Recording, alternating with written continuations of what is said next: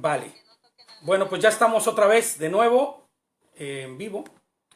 Y bueno, pues dándole gracias a Hashem por permitirnos reunirnos, por permitirnos estar nuevamente conforme a la voluntad de Él, que es en este servicio de Shabbat.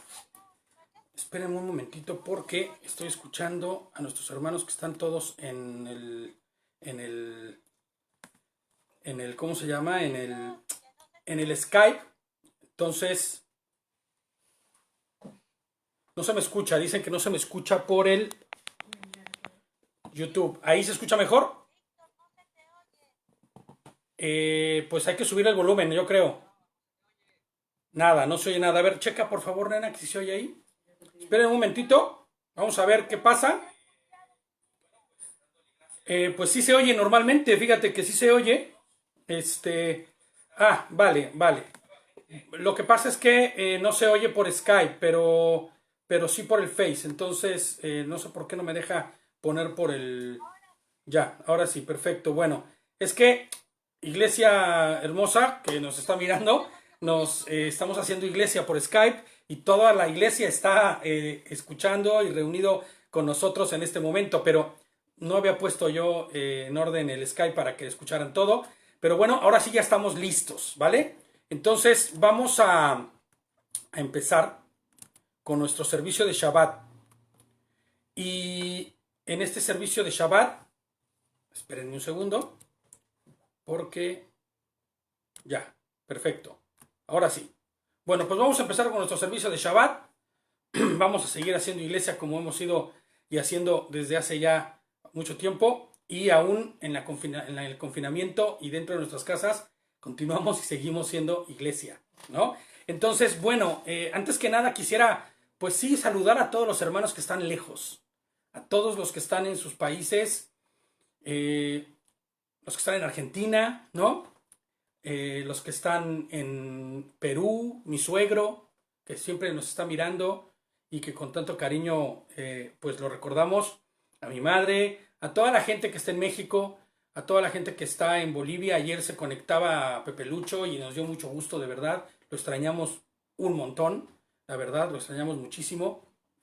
Pero bueno, vamos a empezar y después de esta alabanza tan hermosa que tuvimos, que el Señor es bueno y siempre planea, ¿no?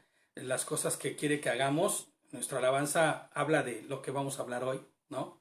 Este, y bueno, pues nuestra parashá, Ahareimot, es el nombre de nuestra parashá. ¿Qué significa esto? Como sabemos, ¿no? El nombre de nuestra parashá obedece a las primeras palabras que aparecen y que encontramos en la porción a estudiar. Cariño, ¿puedes prender un poco de luz, por favor? Y bueno, pues esta porción significa después de la muerte de, ¿ok? Y es que vamos a ver cómo, después de la muerte de los hijos de Aarón, el Señor empieza a hablarle a Moshe, ¿no? Entonces vamos a Vayikra, vamos a Levítico 16, y vamos a ir a partir del verso 1. Vamos a ver todo el capítulo 16. Y la verdad es que me tiene a mí impactado. Yo recuerdo que hace no mucho tiempo había un hermano que no se congrega con nosotros ya, pero que en su momento decía, bueno, pero es que, bueno, más bien se quería congregar, pero había dudas y decía, lo que pasa es que ustedes solo estudian el Antiguo Testamento, decía, ¿no? Y me impresiona ver cómo sin la luz del Evangelio, el Antiguo Testamento, en realidad no se puede explicar ni se puede entender con facilidad. Se requiere sí o sí de la revelación del Evangelio para comprender de lo que se está hablando. Y vamos a ver ahorita, vamos a ir observando paso a paso todo lo que representa este capítulo y cómo tiene una connotación mesiánica, inclusive profética, y que tiene una connotación donde Mashiach es quien luce espectacular, ¿no? Claro, no va a aparecer ahí Mashiach como tal, pero aparece la representación del mismo. Inclusive aparece la representación de lo que él vendría a hacer en su momento, ¿no? Entonces, bueno, vamos a Vayikra, vamos a Levítico 16, ya estamos ahí todos. Y empieza así: Adonai le habló a Moshe, o a Moisés, tras la muerte de los dos hijos de Aarón, que murieron cuando se acercaron demasiado a la presencia de Adonai. Y fíjate que este verso 1 nos da para mucho. De hecho, ya habíamos hablado de esto en una parashá anterior, pero sí quiero redundar un poco en esto porque es muy importante. Es muy importante que entendamos, ¿no? Hashem es un Dios de orden y un Dios de amor. Y es que no podemos olvidar que nadie, ¿no?, puede estar en la presencia de Adonai bajo sus propias formas y términos. O sea, es ilógico y absurdo pensar que yo puedo llegar a quererme relacionar con Dios bajo mi óptica, bajo mis términos, bajo mis reglas, para que me entiendas, ¿no? Es algo que siempre ha dicho mi hermano, ¿no? Cuando la gente le guerreaba, porque, oye, pero ¿por qué estás guardando Shabbat? Oye, ¿por qué estás empezando a guardar los mandamientos? Oye, ¿por qué estás haciendo las cosas así? Le dijo, es que son los términos de Hashem. Y esos términos de Hashem están implícitos, todos y cada uno de ellos, en su Torah, en su escritura, en la Biblia, que también tú lees, ¿no? Entonces, tú no puedes intentar relacionarte bajo tus propios términos, intentando o buscando tener una relación íntima con Hashem. Inclusive se convierte en algo peligroso, ¿no? Estamos acostumbrados a hacer las cosas conforme a nuestras propias formas, ¿no? Nos cuesta de verdad obedecer, o sea, nos cuesta en verdad hacer las cosas como nos piden que las hagamos. Y no solamente con respecto a Hashem, cualquier cosa, ¿no? Hacer las cosas conforme a lo establecido por Dios siempre se convierte en algo difícil para el hombre, ¿no? Vemos a tantos y tantos creyentes que luchan con cualquier cantidad de argumentos para no obedecer. Han inventado teologías enteras para no obedecer, ¿no? Y es que las instrucciones de Hashem, su Torah, debe ser obedecida, o de lo contrario, es peligroso buscarle, ¿eh? O sea, es peligroso acercarse a Adonai bajo mis propios términos y bajo mi propia forma, ¿no? Fíjate lo que dice Gerson, y es real, ¿no? Fuera de lo establecido por él, todo se convierte en un plagio. ¿Sabes qué significa un plagio, no? Tomas partes y las haces a mi forma. O sea, para que me entiendas, la palabra tiene copyright, tiene derechos reservados y son de Hashem. Y tú no puedes llegar a modificarlo. Y toda copia, ¿no? Como dice la leyenda esta, ¿no?, del copyright. Toda copia, toda modificación, toda cosa que se le haga que no está en orden con lo que Hashem dice, todo eso es un plagio y es penado y va en contra de la voluntad de Hashem, ¿no? Y entonces vimos que en la parashá de Shemini, la que significa octavo, ¿no?, literal, en Levítico 10:12, 10 del 1 al 2, vimos cómo los hijos de Aarón deciden acercarse a Dios en sus términos. ¿Cómo fueron sus términos, no? Omitiendo las instrucciones de Hashem, ellos omiten la Torah de Hashem, porque esa es su Torah. Acuérdense que Torah es instrucción. Y entonces omiten la Torah que les había dado, la instrucción que les había dado, para entrar y ofrecer sacrificios en el Mishkan, ¿no?, en el tabernáculo. Pero no es solo eso, sino que entraron hasta el lugar santísimo. Y ofrecen fuego extraño, dice la palabra, ¿no? Lejano a su voluntad y fuera de sus instrucciones. O sea, no podías entrar cuando él quisiera, ¿me entiendes? Cuando uno quisiera, perdón, tenías que entrar cuando el Señor lo permitiese. Porque ahí estaba la figura y la presencia de Hashem, ¿no? Cuán peligroso es acercarnos a Dios bajo nuestra propia iniciativa o la de otros. Porque inclusive hay mucha gente que dice, pues es que yo voy a la iglesia y yo me acerco a Dios como me enseñaron a adorar ahí. Me enseñaron a creer y me enseñaron a obedecer ahí. ¿Y qué crees? Que en estas iglesias, en estos lugares, omiten o inclusive, van con prácticas contrarias a la Torah de Hashem. Y eso es riesgoso, eso es peligroso. Ese tipo de prácticas son fuego extraño. Y su fin termina a ser fin de muerte. Lo vimos en los hijos de Aarón. Ellos físicamente murieron, ¿no? Y ¿sabes? la realidad es que la muerte hoy día tal vez no va a ser física y tú no vas a experimentar la muerte que recibieron ellos o que experimentaron ellos. Pero sí vas a experimentar una muerte espiritual, separado y lejos de Hashem. ¿Y sabes cuál es lo peor? Que esta muerte espiritual no la vas a ver ahorita. Pero cuando llegue el día final, si es que ya estás muerto y seas resucitado, verás lo que es ese día final, ¿me entiendes? Y entonces entenderás que habrá una muerte segunda. Y cuidado, porque ese es el miedo, el miedo que debe tener todo creyente. La muerte segunda, porque después de eso no hay nada más. Ahora, ¿nosotros tenemos miedo en eso? No, porque tenemos algo que se llama temor a Dios, temor a Hashem. Y ese temor es el que nos permite a nosotros honrarle, obedecer y adorarle. Porque no es el miedo a Hashem, es el temor, es esa reverencia, es esta obediencia, ¿no? Ahora, ¿cómo puedo saber si estoy acercándome peligrosamente a nuestro Señor? Ya saben que yo soy un poquito ahí meticuloso con esta parte, ¿no? Y quiero hacer una pequeña listita rápida, breve, ¿no? De lo que yo de alguna forma he visto, ¿no? Y algunos puntos que me pueden mostrar qué tan cerca estoy de ir peligrosamente a la presencia de Hashem porque no estoy haciéndolo conforme a su voluntad, ¿no? Y la pregunta sería, ¿lo que me enseñan en la iglesia donde hoy me congrego, o el dogma que sigo, porque ya hoy la iglesia por internet es, ¿no?, la quejila mundial y no sé qué tantas cosas, hoy eso se ve, ¿no? Fíjate nada más, ¿no? Dice, o el dogma que sigo, lo que me enseña en la iglesia, o lo que me enseñan en la iglesia donde me congrego, o el dogma que sigo, ¿es 100% bíblico? ¿O tiene prácticas, doctrinas y enseñanzas de hombres que son pilares fundamentales para pertenecer a tal o cual religión, ¿no? Y fíjate, ¿cuántas religiones tú hoy no conoces que tienen sus propias prácticas, que tienen sus propios fundamentos, que se convierten en fundamentos? Si tú no sigues lo que dice esta religión, entonces estás destituido.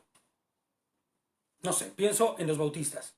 Si tú no estás bautizado, estás fuera de la voluntad de Dios y no vas a poder conocer a Hashem. Y eso no es muy bíblico, que digamos, ¿no? Y así se pueden citar cientos y miles, ¿no? Dice David, el yo decido, ¿no? Bajo mis propios conceptos, bajo mi propia voluntad. Y así es. Así es como vamos. Pero fíjate, ¿no? Lo que me enseñan en mi iglesia, donde me congrego, o el dogma que sigo, ya sea por internet, por donde sea, ¿es 100% bíblico? ¿O tiene trazas, pinceladas, ¿no?, pedacitos de cosas, de enseñanzas, de doctrinas de hombres que son fundamentales para pertenecer a esa religión? Cuidado, cuidado, porque allá hay fuego extraño. Allá hay fuego extraño, ¿no? ¿Está inscrito en la Biblia tal o cual cosa que dicen y enseñan como doctrina en mi iglesia? Punto número 2. O sea, ¿se habla de la Biblia o se habla de las ideas propias de cada uno? Inclusive, como decíamos en el primer punto, hay doctrinas agregadas, inventadas y añadidas. Si es así, ten cuidado porque puedes estar teniendo y entregando fuego extraño. En la religión o dogma que practicas o que practico, ¿se omite la obediencia a las cosas enseñadas en las Escrituras? Esto es muy fuerte, ¿eh? Porque esto es lo más común.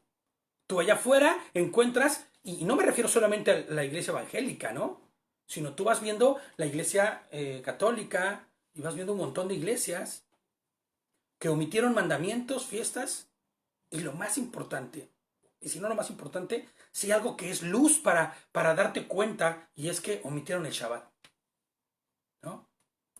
Si es esto lo que está pasando en el dogma o religión en el que tú estás practicando, ten cuidado porque muy probablemente hay fuego extraño. Hay fuego extraño, ¿no? Mi iglesia ha abandonado las instrucciones que Hashem dio y después al venir al mundo, Yehoshua confirmó. O sea, ¿han abandonado los mandamientos como algo que fue abolido? Cuidado, cuidado, porque si eso es el tema hoy en el dogma que tú estás viviendo, hay fuego extraño. Porque si te das cuenta, en todo lo que acabo de mencionar, ¿No es la voluntad plena de Hashem la que se está cumpliendo?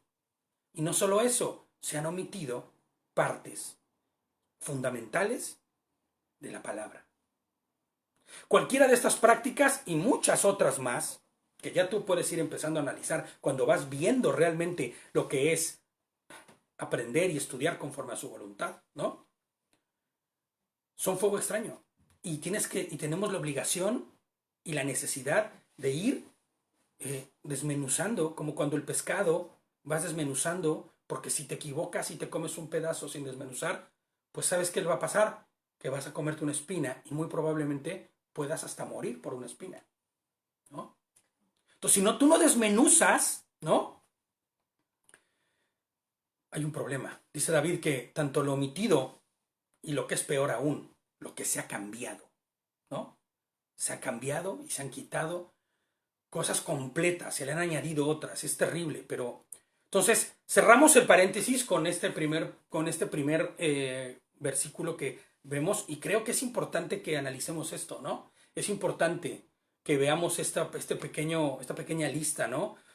Pensé en hacerla porque es necesario que vayamos confrontando la realidad, o sea, el tiempo está cerca, ya no hay tiempo. Ya estamos viendo cómo son zancadas enormes las que están dando los tiempos, ¿no? Y cada vez se acerca más el tiempo y tal vez, fíjate, pensando de manera sobria, diríamos, en 50 años viene el Señor. Pero si yo ya no lo voy a ver, no, pero tus hijos sí. Y lo que tú creas y lo que tú hagas será el motivo para que tus hijos crean y hagan igual. Entonces, si no hay un fundamento claro y pleno en ti, ¿qué vas a enseñar? ¿Qué les vas a enseñar? ¿No? ¿Qué vas a poder aportarles? ¿Qué vas a poder entregarles? A tu familia, a quien esté cerca, inclusive a una persona con la que hablaste solo 15 o 20 minutos del Señor. ¿Qué le vas a decir? Si tú tienes una doctrina chueca, una doctrina que no va conforme a la voluntad de Hashem, que ha omitido cosas, que ha aumentado cosas, que ha cambiado cosas, ¿sabes qué va a suceder? Que vas a ser hasta piedra de tropiezo para esa persona.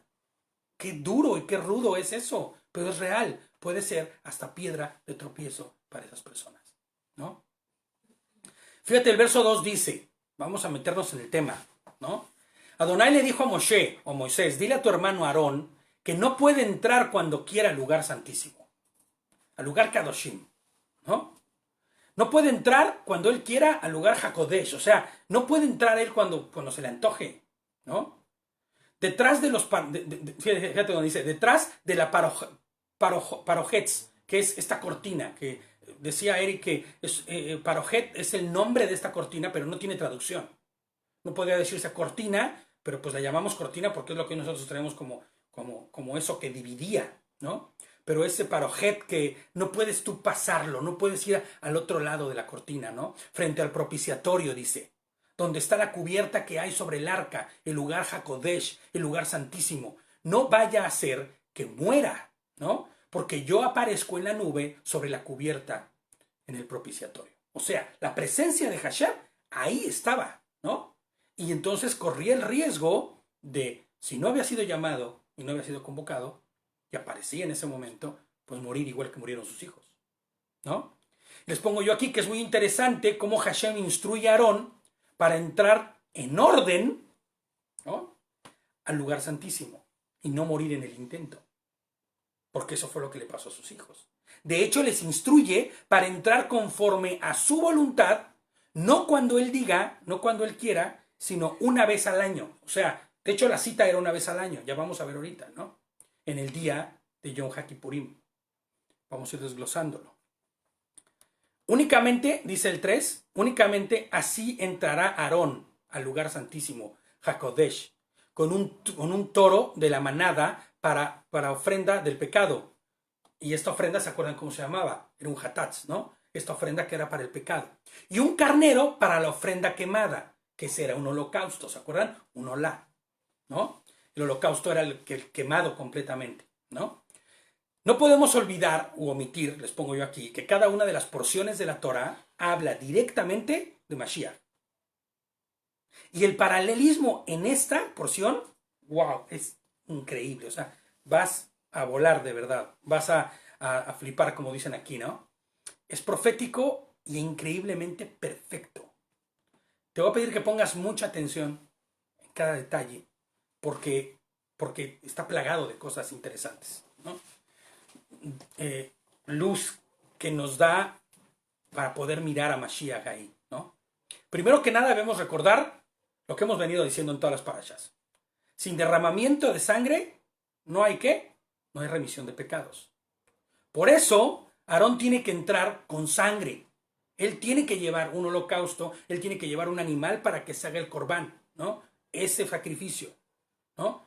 Para que lleve para el perdón de pecados y para la reconciliación. Está vestido con una túnica santa. Kadosh dice, estará vestido con una túnica santa. Kadosh de lino. Sigue las instrucciones de Hashem que le está diciendo a Moshe para que después se las baje a Aarón y le pueda decir cómo entre sin morir, ¿no? Estará vestido de una túnica santa, Kadosh, de lino, con calzoncillos de lino. O sea, ¿por qué hace la aclaración de los calzoncillos? Porque todo lo que lleve tiene que ser de lino.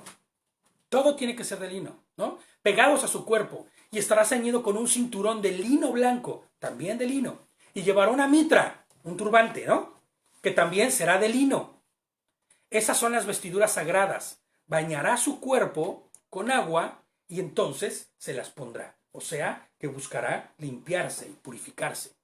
Esto, obviamente, incluirá también, como sabemos y entendemos, pues un proceso de purificación espiritual para poder entrar a la presencia, ¿no? El lino representa santidad. Él tenía que limpiarse y purificarse. Y una vez limpio, ponerse esas vestiduras de lino. Él tenía que quitarse las vestiduras sacerdotales. Ojo, es importante, ¿eh? Yo les digo que vamos a poner un pinchito aquí, como siempre les digo. Pongan un pinchito ahí, ¿no? Él tenía que quitarse las vestiduras sacerdotales y ponerse estas de lino. ¿Se acuerdan cómo eran las vestiduras sacerdotales? Esplendorosas, ¿no? Esplendorosos. Tenían una apariencia impactante, ¿no? Impactante. De hecho, hay una historia que dicen que cuando Alejandro Magno iba a conquistar el pueblo de Israel, él soñó al sumo sacerdote en su esplendor. Y el Señor le dijo al sumo sacerdote que se pusiera sus trajes, ¿no? Para recibirlo. El traje esplendoroso de sumo sacerdote. Y entonces era tal el esplendor y era tan impactante ese traje. Pero ¿qué crees? Que tenía que quitárselo. Tenía que desvestirse de eso y ponerse vestiduras como de lino. Vestiduras simples, no ostentosas. Tenía que despojarse de todo ese esplendor que él tenía, ¿no? De todo ese esplendor que él tenía como sumo sacerdote. Entonces, acuérdense, un pinchito ahí, ¿eh? Un pinchito ahí. Pues hubo uno, les pongo yo aquí, que siendo el más grande de los sumos sacerdotes, se despojó a sí mismo. ¿No? Ya lo hemos visto muchas veces, y vas a decir que cómo repito, pero esa es la realidad, tenemos que entender esto. Esto es como en la escuelita, hay que repetirlo. Porque a veces se nos olvida. Filipenses 2, 6 y 7 dice así: quien siendo en forma de Dios, no estimó ser igual a Dios como cosa que aferrarse, sino que se despojó a sí mismo y tomó forma de siervo, y se hizo semejante a los hombres. O sea, él se despojó de su ropa y su vestidura, ¿no? Gloriosa, para ponerse un traje de humildad. Mayor humildad que la que él tuvo no vas a encontrar. Él se volvió a ser hasta siervo, ¿no? Hasta ser casi un esclavo. Como si fuese un esclavo, ¿no? Se despojó de su gloria, así es, ¿no? Dice el 5, y de la comunidad israelita, o israelita, tomará 2 chivos para ofrenda por el pecado, hatatz, y un carnero para ofrenda quemada, olá. Aarón debe ofrecer su propio toro de ofrenda por el pecado para hacer expiación por él y por los de su casa. ¿Ves cómo había un proceso previo también espiritual que tenía que llevarse a cabo? Porque no era solamente ponerse ropas, ¿no? ¿Qué veíamos en las parashas anteriores? Tú puedes hacer todo el rito, lavarte, bañarte, inclusive haber sido visto por el sacerdote si es que ya se habían ido estas llagas que aparecían, ¿no? Pero si no había sacrificio, no había limpieza. Tú no dejabas de ser tamé, tú no dejabas de estar incompatible con el Señor hasta que no había el derramamiento de sangre, porque lo que te volvía todavía taor o te volvía nuevamente compatible con el Señor era la sangre derramada, ¿no? Entonces él tenía que hacer esto para la expiación propia, por él y por los de su casa. ¿A quién refiriéndose a su casa? No. Primero que nada, a todos sus... La casa de Aarón, acuérdate, que eran los que servían, que eran los que estaban sirviendo en el templo. Sus hijos, su familia eran los que servían en el templo. Entonces él tenía que hacer este sacrificio por ellos, ¿no? Por él y por su casa, dice el 6, ¿no? Empezará Aarón este proceso de esta manera, haciendo el sacrificio primero él por los suyos, para empezar con el proceso que vamos a ir viendo. Dice, en el 7 dice, Aarón tomará los 2 chivos y los pondrá delante de Adonai a la entrada de la carpa de reunión. Y hará un sorteo por los 2 chivos, uno marcado para Adonai y el otro marcado para el chivo emisario. Me gustó mucho que en esta versión dijeran el chivo emisario, que en realidad es el chivo Azazel. Y yo no sé si tú has estado en iglesias de estas que son muy de la onda de hablar de demonios y todo eso, pero siempre en el pasado, cuando yo escuché este nombre desde el del chivo Azazel, estaba relacionado con algo que tenía que ver con Hasatán, que tenía que ver que este chivo, uno para Dios y uno para el diablo, casi, ¿no?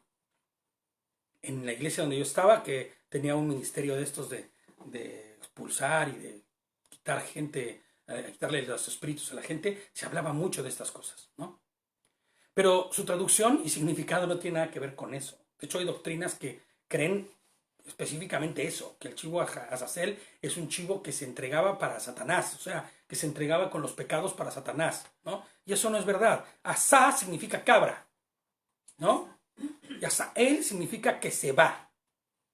O sea, el significado del nombre de Azazel no significa otra cosa más que la cabra que se va. Y eso es lo que hace la cabra, ¿no? Todas las interpretaciones que busquen darle un sentido con respecto a Hasatán están inspiradas en interpretaciones de hombres, inclusive muchas de ellas en libros no canónicos. Estuve buscando, estuve leyendo, estuve metiéndome ahí, ¿no? Y vemos que hay libros que ni siquiera están inspirados, ¿no? Pero que son libros que no son canónicos, pero que hablan este tema a profundidad y dicen cada cosa que dices, ¿de verdad? O sea, ¿es en serio? Pero la realidad es otra. La realidad es que lo que se refiere aquí es que el nombre de la cabra significa la cabra que se va. Y vas a saber por qué se va. Ahorita vas a ver, ¿no?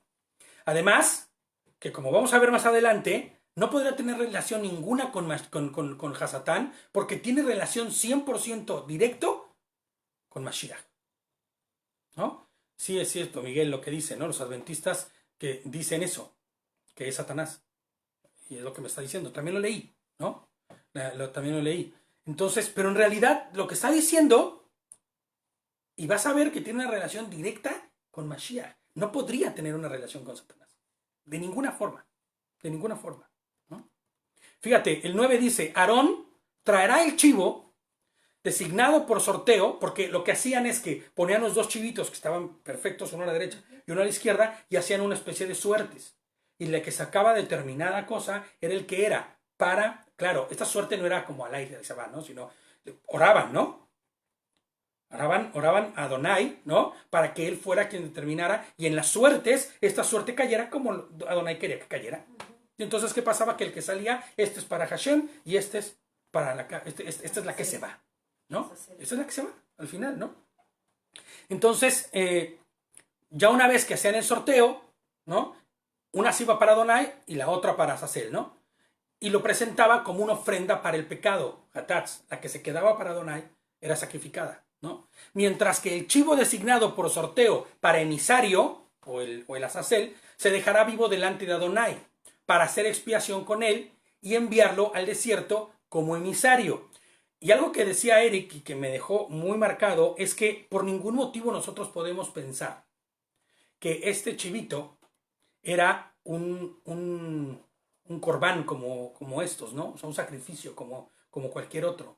Este no iba a ser un sacrificio, sino que iba a ser dejado, iba a ser ¿cómo se llama? Dejado en el desierto, libre, ¿no? Fíjate, les pongo aquí como nota, este chivo no se haría sacrificio alguno con él, nunca iba a ser sacrificado, sino que se le dejaría vivo y se dejaría ir al desierto, ¿no? Aarón ofrecerá entonces su toro de ofrenda por el pecado para hacer expiación por él, dice el 11, y por su familia. Inmolará su toro de ofrenda por el pecado, ¿no? Aarón, a diferencia de Yehoshua, tiene que hacer un sacrificio en pago de sus pecados, porque él es un hombre, él no es perfecto, él es como cualquier hombre, y por los suyos.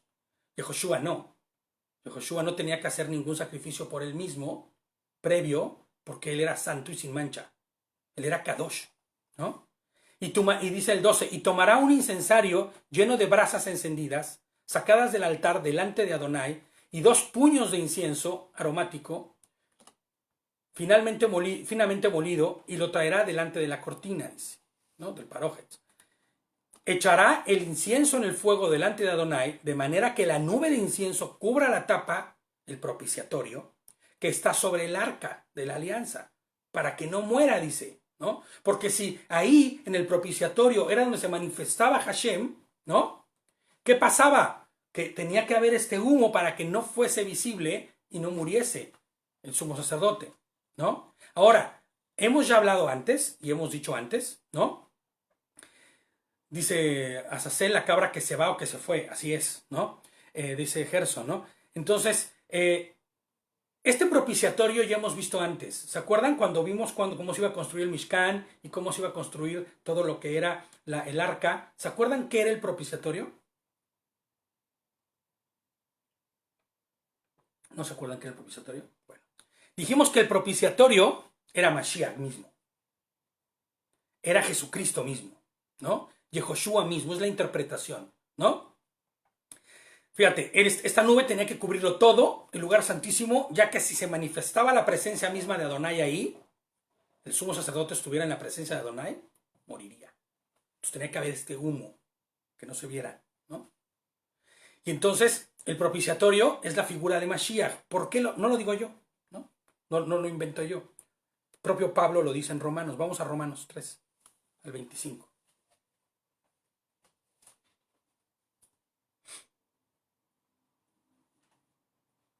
Exacto, era para expiación, para reconciliación, ¿no?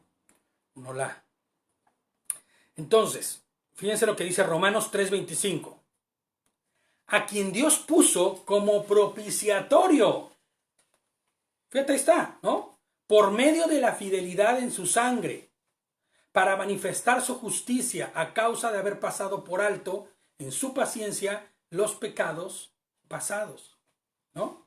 Esto que describe Romanos 3:25 fue lo que sucedió en Pesach, ¿se acuerdan? El corbán para el perdón de pecados, hatatz, ¿no? El corbán perfecto que ya había sucedido, ¿no? Que ya sucedió y que ya pagó por todos los pecados de cada uno de nosotros. Pero la representación de esto, él era esa tapa, por decirlo así, ¿no? Pues él es quien cubrió nuestros pecados y fue rodeado de sangre de todo a todo. No sé si lo recuerden, ¿no? Hablábamos de que Mashiach quedó bañado en su propia sangre, completo, ¿no?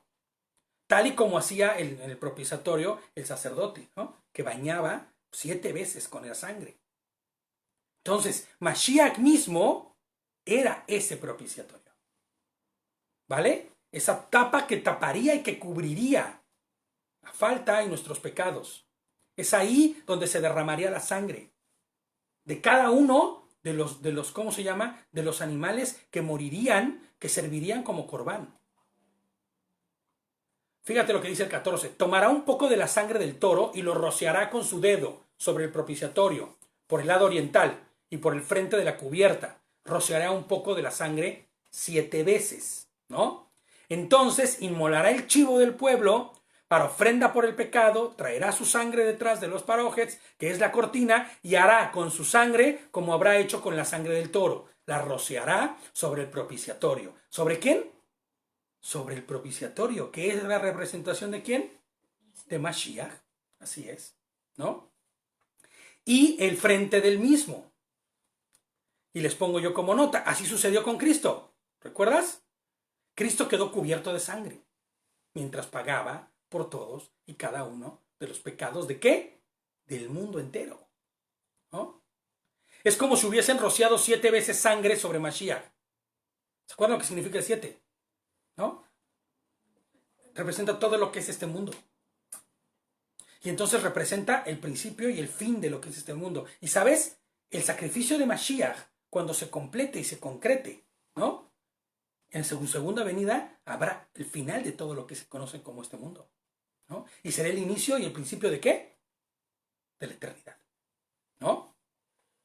Entonces, a través del Corbán, de su sacrificio, inició el proceso con el que terminará todo lo que está en esta tierra. ¿Para dar paso a qué? A la eternidad, ¿no? Para dar paso a la eternidad. Fíjense, la raíz del término hebreo kaforet, porque es con doble P y está en griego, ¿no? Perdón, del término kaporet, ¿no? O más bien, del término hebreo, pero que se ocupa en griego, es kaporet o kaforet, ¿no? Es o proviene de la palabra kafar, que significa cubrir, aplacar o cancelar. Redimir con el pago de un rescate, dice. Un kofer, ¿no?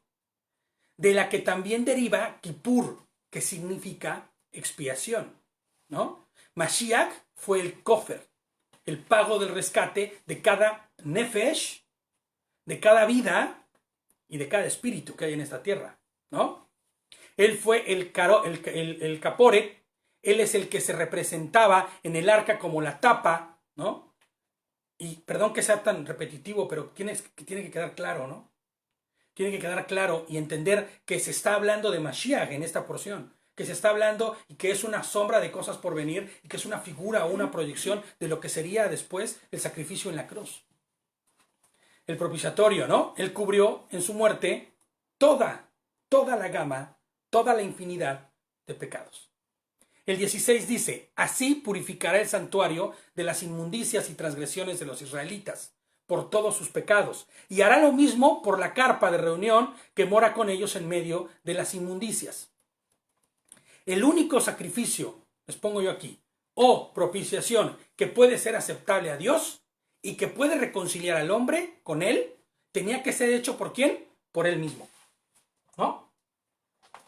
Espérenme, déjenme conectar aquí atrás porque... No, si quieres aquí, no pasa nada. Solamente los hermanitos del Skype son los que sufrirán un poco los movimientos, ¿no? Entonces, ¿no?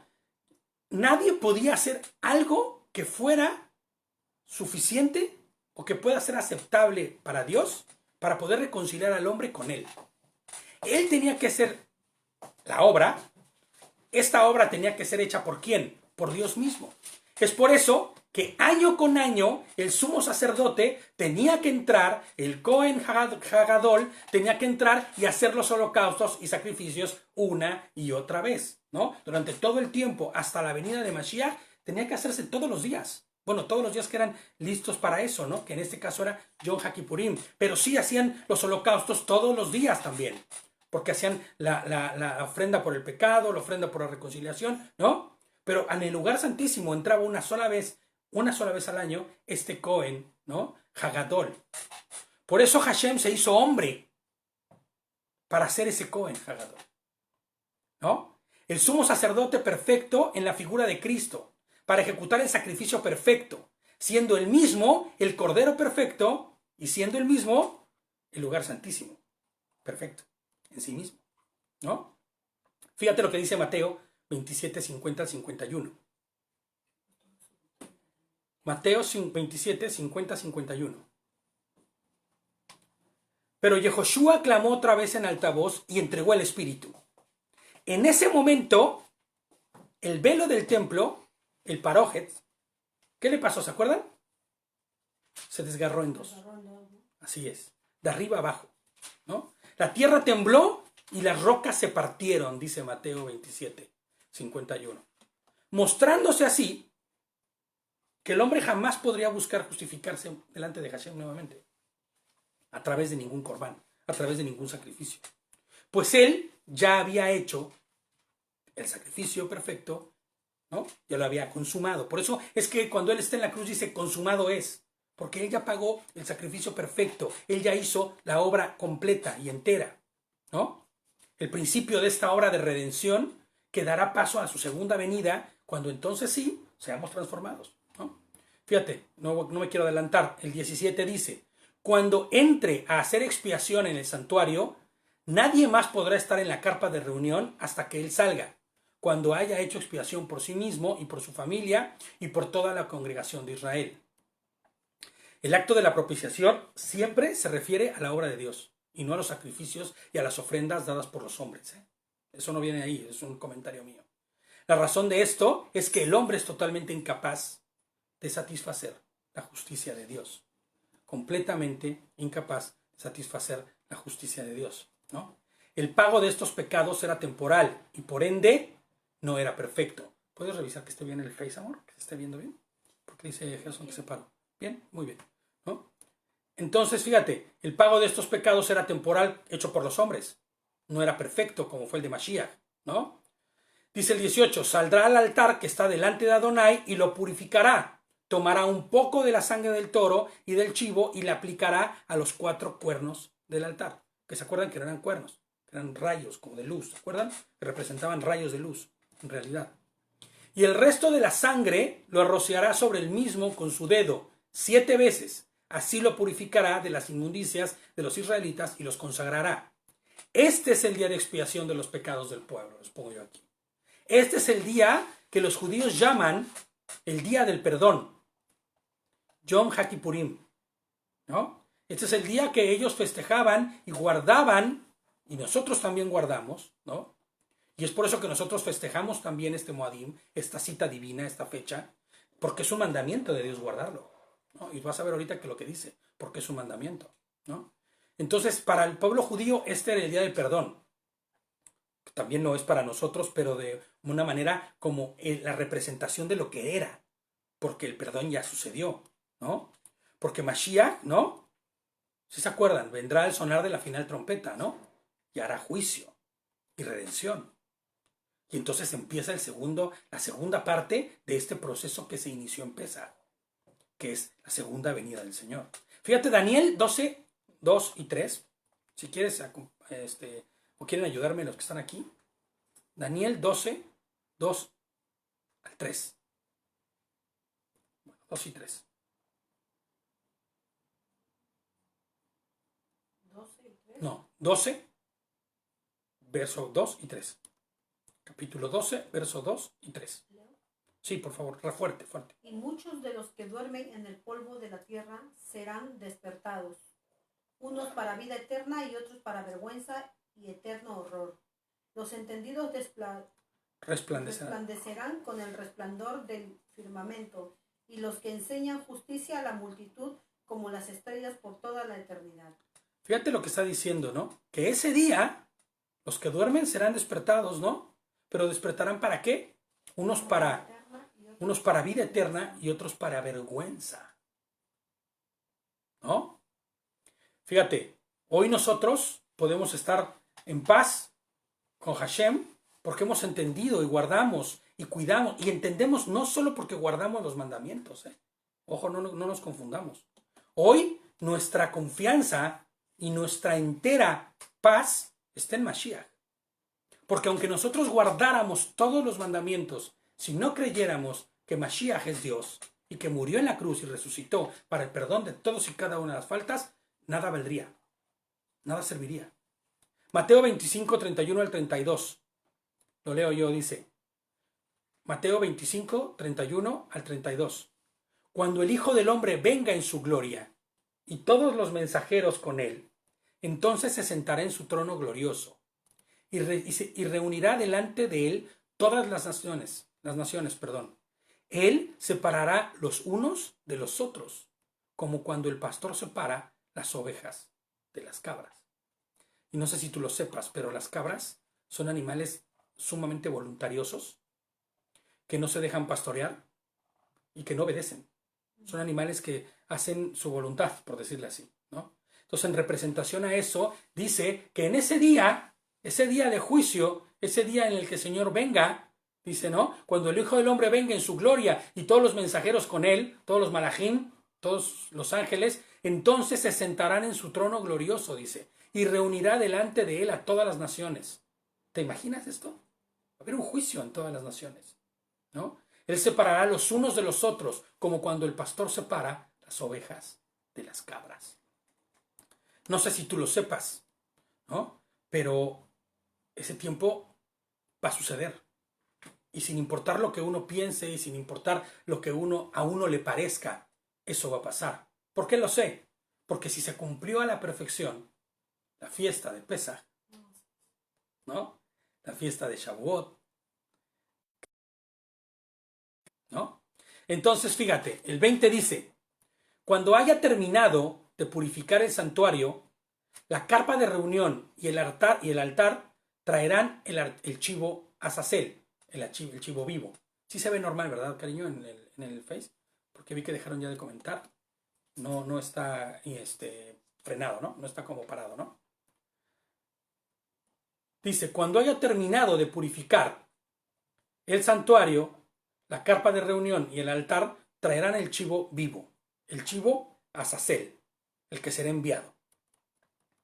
El 21 dice, Aarón pondrá sus 2 manos sobre la cabeza del chivo vivo y confesará sobre él todas las maldades y transgresiones de los israelitas, por todos sus pecados, poniéndolos, espérame, porque no sé por qué no, ya, sí ya, confesará sobre él todas las maldades y transgresiones de los israelitas por todos sus pecados, poniéndolos sobre la cabeza del chivo y lo enviarán al desierto mediante un hombre designado. O sea, había uno de los sacerdotes, de los hijos de Aarón, que estaría puesto para hacer esta labor, ¿no? Yo no sé si esta labor era como de mucho agrado, pero él era el indicado, el que estaba ordenado por llevar el chivo, ¿no? Entonces dice, así el chivo llevará sobre sí todas las maldades de ellos a una región inaccesible y soltarán al chivo en el desierto. O sea, para que no pudiera volver, para que no pudiera regresar nunca más, ¿no? Dice la traducción judía, yo les pongo aquí como nota, que este chivo que cargaba con todos los pecados del pueblo sería llevado por el camino hasta un despeñadero. De hecho, en la tradición dicen que iban poniendo 10 puestos, ¿no? En donde cada uno de ellos iba distrayéndolo al que llevaba el chivo para que se parara, pero él no ponía atención sino seguía derecho, ¿no? Hasta el punto en donde estaba este despeñadero.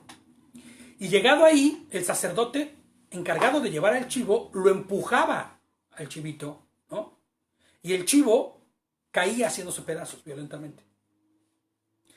Si esto fuese así, tal y como Mashiach, ese chivito moría cargando por todos los pecados de forma inocente, violentamente.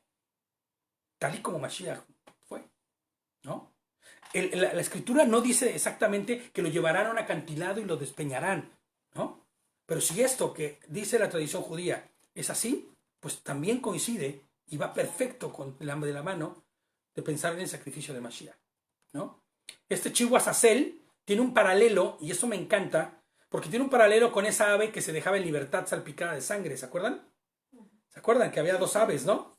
Y que decíamos que por qué esas aves eran las que se quedaban y por qué la ave tan pequeñita, era la expresión mínima que alguien que no tenía nada podía entregar, ¿no? Y decíamos que Mashiach se había vuelto eso, un siervo tan pequeño, tan insignificante, por decirlo así, ¿no? Para después ser sacrificado. Bueno, pues aquí se ve ese paralelismo. Un chivo para sacrificio, un chivo se deja en libertad con los pecados. Una ave era, ¿se acuerdan? Sacrificada y la otra salpicada en sangre y se iba igual, ¿no? Fíjate, el sacerdote necesitaba 2 corderos o 2 chivos para hacer todo este proceso, por la incapacidad de poder realizar todo en uno solo. O sea, él no podía matar al chivo, resucitarlo y luego mandarlo con todos los pecados, ¿no? Por eso se requerían 2. Pero Mashiach, él sí que es Dios. Él sí que tiene el poder. Sí puede morir por los pecados, cargando con la paga de los pecados, que era la muerte, redimiéndonos, derramando su sangre y después, gloriosamente, resucitar, llevándose toda nuestra culpa. ¿Te das cuenta cómo es perfecto? Cómo este chivito no podía hacer nada que tuviera referencia con Hasatán. Él se llevaba y cargaba con los pecados, ¿no? Él era el que era el sacrificio. Él era el que estaba bañado en sangre. Y Aarón entrará en la carpa de reunión, se quitará las vestiduras de lino que se pone cuando entra en el santuario y las dejará ahí. Ahora, ¿se acuerdan del pinchito? ¿Que pusimos un pinchito ahí? Bueno, pues el pinchito, ¿se acuerdan que hablaba de las vestiduras? Las vestiduras gloriosas, ¿no? Bueno, pues vamos a retomar ese pinchito. Es Mashiach mismo quien se despoja de sus vestiduras sacerdotales para vestirse de lino, ¿no? En santidad perfecta. ¿Se acuerdan qué significaba el lino? Santidad perfecta. Bueno, pues Mashiach se despojó, ¿no? Veíamos en el versículo que decía que no estimando ser Dios, ¿no? Se hizo como si fuese un hombre común y corriente. Se despojó de su deidad. Se quitó las vestiduras, gloria, ¿no? Y se puso las de lino. ¿Cómo podemos saber que él estaba vestido de lino? Bueno, no podemos saber si los calzoncillos que llevaba eran de lino, pero sí sabemos que él era santo y perfecto. Y la representación de esa santidad perfecta era el lino, ¿no? Se quita sus vestiduras sacerdotales y se viste de la mayor humildad posible, se hace como un siervo que lleva vestiduras simples, y una vez terminado el corbán, o sea, una vez hecho el sacrificio, al tercer día, ¿se acuerdan qué pasa? Al tercer día, deja las vestiduras de lino y se viste de nuevo con sus vestiduras como sumo sacerdote para ministrar desde el cielo hasta la eternidad. Brother, de verdad, o sea, es que es increíble. Es increíble, o sea, yo dije literal, pues sí, literalmente dobló y dejó las vestiduras de lino. Fíjate, vamos a leer, por eso la imagen que puse en el Face, ¿no? Juan 20, del 1 al 7. Juan 20, del 1 al 7. A mí me encantó esto, dije, wow, qué impresionante. Juan 20, del 1 al 7. Estamos hablando de la resurrección. El primer día de la semana, ¿no? El domingo, porque estaba terminando el Shabbat, ¿se acuerdan? Y hasta que fue el Shabbat, salieron corriendo a buscar, ¿no? A ver el sepulcro, ¿no? El primer día de la semana, muy de madrugada, siendo aún oscuro, y recordemos, el Shabbat se acaba a la puesta del sol. ¿Ok? Entonces, es un hecho que resucitó en Shabbat. ¿Ok? El primer día de la semana, muy de madrugada, siendo aún oscuro, Miriam, la Magdalena, fue al sepulcro y vio que había quitado la piedra, que estaba quitada la piedra del sepulcro. Entonces corrió y fue con Simón Kefa, Simón Pedro, y el otro discípulo amado de Yehoshua, que para quien no lo sepa es Juan, y les dijo, han sacado al maestro del sepulcro y no sabemos dónde lo han puesto. Así que salió Kefa, Pedro, por pies, corriendo, y el otro discípulo, y se dirigieron al sepulcro. Los dos corrían juntos, pero el otro discípulo, Juan, corrió más rápidamente que Kefa, ¿no? Y llegó primeramente al sepulcro. Y cuando se inclinó, vio que los lienzos, ¿qué dice? Habían quedado ahí. Sin embargo, no entró. Entonces llegó Simón Kefa siguiéndolo y entró, ya sabes que él es totalmente aventado ese Pedro, ¿no? Y entonces entra en el sepulcro y vio los lienzos que se habían quedado ahí. Y el sudario que había estado sobre su cabeza, no puesto con los lienzos, sino doblado en un lugar aparte. O sea, literalmente cuando terminó el corbán y terminó el sacrificio, Yehoshua se quitó las vestiduras que había puesto para el sacrificio, las de lino, para ponerse sus vestiduras de gloria nuevamente y reinar a la eternidad. Amén. O sea, es que es... O sea, sin el Evangelio, entender esta parte de lo que dice Levítico es casi imposible. No, nunca darías en el blanco. No se daría en el blanco, de verdad, ¿no? Dice, y les pongo yo aquí, te das cuenta cómo toda la Escritura escribe sobre Mashiach. Cómo el Evangelio es indispensable para entender el Antiguo Pacto. Por eso cuando me decía este brother, es que ustedes solo hablan del Antiguo Pacto, te estás equivocándote, ¿no? No podemos hacerlo sin pensar y sin tocar y sin citar el Evangelio, ¿no? Entonces es Mashiach, es Cristo y su obra perfecta de redención la que se describe ahí, ¿no? Sin el Evangelio, les digo, es muy complicado, muy complicado. Dice el 24, bañará su cuerpo con agua en el precinto sagrado y se pondrá sus vestiduras. Entonces saldrá y presentará su ofrenda quemada y la ofrenda quemada del pueblo, haciendo expiación por él y por el pueblo. Fíjate, yo quiero hacer una pequeña pausa aquí para regresar un poquito al punto anterior. Cuando este chivito Azazel se va con todos los pecados, porque se acuerdan que ellos ponían las manos y transferían la culpa, ¿no? A este chivo. Ellos ponían sus manos sobre la cabecita del animal, transfería y ya llevaba todos los pecados el animal. Bueno, pues de la misma forma, Yeshua cargó con todos los pecados. Y de la misma forma Él se los llevó, ¿no? Él se los llevó. Es importante que podamos mirar esto, porque si nosotros no comprendemos esto y no entendemos esto, no entendemos nada de la obra de Mashiach. No entendemos nada de lo que hizo el Señor, ¿no?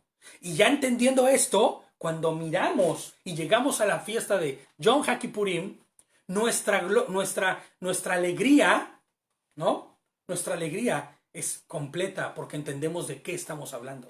Entendemos de qué va esta fiesta, ¿no? Fíjate, vamos a seguir. Dice, el 24 dice, bañará su cuerpo con agua en el precinto sagrado y se pondrá sus vestiduras. Entonces saldrá y presentará su ofrenda quemada y la ofrenda quemada del pueblo, haciendo expiación por el pueblo, por él y por el pueblo, perdón. La grasa de la ofrenda por el pecado la convertirá en humo sobre el altar, ¿no? Uno la quemará para que suba, ¿no? Como aroma fragante. Dice, el que soltó el chivo, o al que soltó el chivo, el emisario, lavará sus ropas y bañará su cuerpo con agua, y después de eso podrá entrar de nuevo al campamento. El toro de ofrenda por el pecado y el chivo de ofrenda por el pecado cuya sangre se trajo para purificar el santuario serán sacados del campamento, y sus cuerpos y sus carnes y su estiércol serán consumidos al fuego. Todo, ¿no? Toda su carne, todo será consumido al fuego. De eso no iban a participar nadie. De ese, ¿se acuerdan que siempre que haya sacrificios los sacerdotes participaban? De este no participa nadie. Este se va todo al fuego, ¿no? El que los queme lavará sus ropas y bañará su cuerpo en agua. Después de eso podrá entrar de nuevo al campamento. Está haciendo una distinción, ¿te das cuenta? De este sacrificio por sobre todos los sacrificios. Y este será para ti una ley perpetua. Esa es una de las razones fundamentales por la que nosotros guardamos Yom HaKippurim. Dice que esta será una ley perpetua. En el mes séptimo y en el día del mes, ustedes practicarán la negación propia. ¿Se acuerdan lo que es la negación propia? Ahorita vamos a hablar. Y no harán ningún tipo de trabajo, ni el ciudadano ni el extranjero que reside entre ustedes.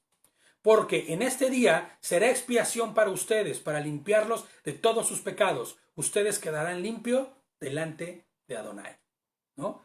Antes de que viniera Mashiach, esto era una realidad para ellos. Pero después vino Mashiach y pagó por todos los pecados, ¿no? Ya no tenía caso volver a hacerlo. Esta celebración perpetua es Yom HaKippurim. Y es curioso que esta celebración se cite mucho antes de citar todas las demás fiestas. Porque vamos a ver en Levítico 23 cuando cita todas las fiestas. Y todavía no llegamos ahí. Pero ya está citando esta. ¿Por qué? Es importante hacer distinción en esta, ¿no? Fíjate, voy a leer esto que dice aquí Gerson, porque me parece interesante. No sé, dice, Maimónides por su parte escribe al respecto. El macho cabrío estaba destinado a la expiación total de los grandes errores de suerte que no existía ningún otro sacrificio que pudiera servir de expiación, ¿no? Pues sí, es con respecto a lo del chivo Azazel, ¿no? Entonces, fíjate, nosotros, cada Yom HaKippurim, recordamos que nuestro sumo sacerdote, nuestro Cohen Hagadol, ¿no? Ha hecho el sacrificio perfecto de expiación. O sea, nosotros no vamos a dejar de festejarlo porque él ya hizo el sacrificio. Lo que vamos a dejar de hacer es un sacrificio dentro del festejo. Por el contrario, hoy, como sucede con Pesaj, ¿qué les dijo? Hacer esto en conmemoración mía, ¿se acuerdan? Ya no festejamos la salida bueno, recordamos la historia, ¿no? De la salida del pueblo de Israel de Egipto, pero ya no lo conmemoramos como eso, ¿no? Sino hoy conmemoramos la muerte y resurrección de Yehoshua, ¿no? Entonces, fíjate, mientras que a diferencia del pueblo judío, que cada HaKippurim hay incertidumbre, porque eso es lo que pasaba con el pueblo, el pueblo judío. Había incertidumbre por si Hashem perdonaba todos sus pecados o no. De hecho, estaba el cordón escarlata, rojo, ¿no? Que estaba ahí en el parojet, que cuando se iba el chivo, ¿no? Y evidentemente el chivo se perdía, ese hilo rojo se convertía en color blanco. Y eso representaba que los pecados habían sido perdonados, ¿no? Fíjate, ¿eh? Eso representaba. Y entonces, si no se ponía blanco, los pecados no habían sido perdonados ese año. Y muy probablemente ese año iba a ser de mucha desdicha. Porque a los ojos del Señor ellos no estaban bien. De hecho, inclusive, después fue tal el dejo del pueblo de Israel por las cosas santas que ya ni les importaba el hilito rojo o blanco. Ellos hacían el proceso y se acabó, ¿no? Fíjate, dice Miguel, que con más y justa razón tenemos que hacerlo, claro. Claro que sí, tenemos que hacerlo, ¿no? Y entonces, mientras que el pueblo judío hay incertidumbre por si Hashem perdona todos sus pecados, nosotros no. Nosotros llenos de gozo guardamos ese Moadim, esa cita bíblica, esa cita perfecta con el Señor, ¿no?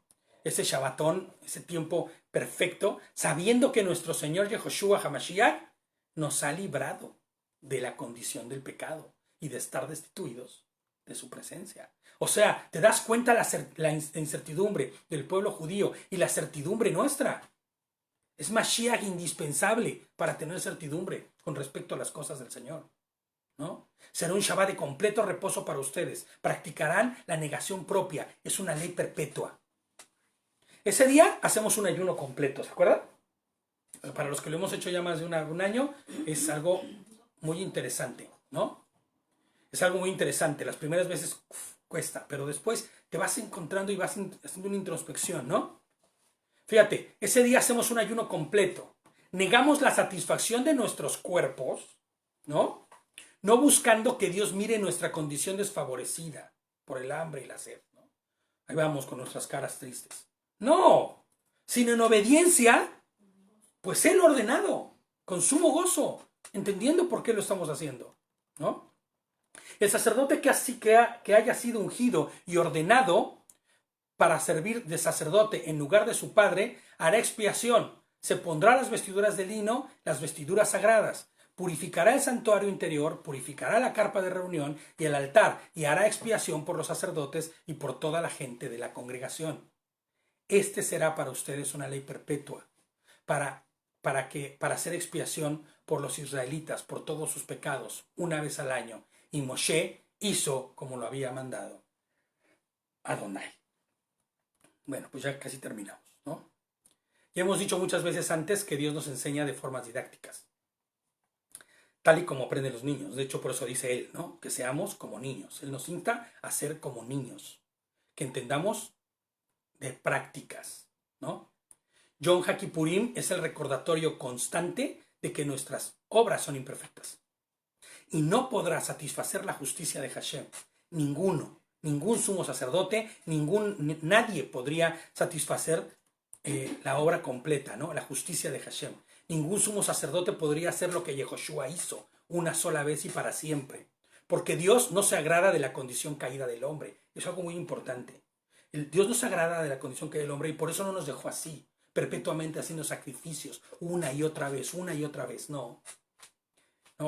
Sino que su anhelo es que nosotros estemos con Él, habitemos con Él, en una condición santa y perfecta, transformados, ¿no? A ese estado primigenio, ¿se acuerdan? Al estado antes de la caída. Por eso es que Él hace este proceso. Porque si Dios fue un Dios desentendido, pues hagan el proceso y háganlo cuando quieran y cuando puedan. Pero no, Él no nos dejó abandonados a nuestra suerte, a nuestras pocas y pobres maneras de hacer las cosas, ¿no? Sino que Él vino y lo hizo perfecto, porque lo único que puede cubrir y satisfacer la justicia de Hashem es su propio sacrificio, ¿no? No la imperfección del hombre. Esto sucederá en ese día cuando Mashiach vuelva al sonar de la final trompeta, ¿se acuerdan?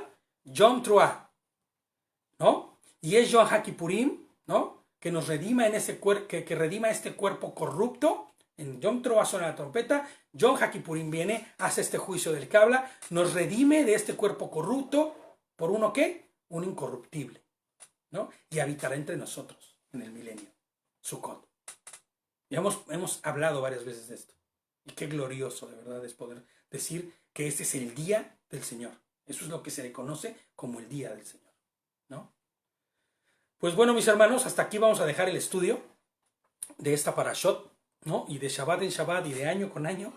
Iremos abarcando el total de la enseñanza de esta porción, porque son 3 capítulos, pero hoy nos vamos a enfocar solamente en esto. Amén. Entonces, vamos a analizar esto, vamos a comprender esto y vamos a seguir estudiando y vamos a seguir buscando y escudriñando para comprender y entender que todo lo que hay en Escritura, todo habla de Mashiach. Amén. Pues Shabbat Shalom, mis hermanos. Amén. Shalom.